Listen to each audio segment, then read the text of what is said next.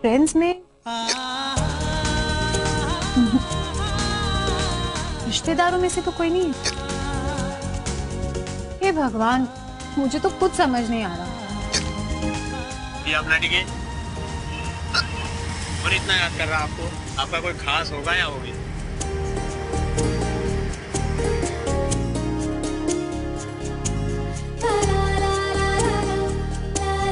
भगवान जी, मैं तो समझ ही नहीं पा रही हूँ कि वो फरिश्ता कौन है, पर वो जो भी है ना, उसने मेरी बहुत मदद की है। तो प्लीज आप उसे बहुत आशीर्वाद देना। कल मंदिर में ना मैं उसके नाम का नारियल चढ़ाऊंगी, प्रॉमिस।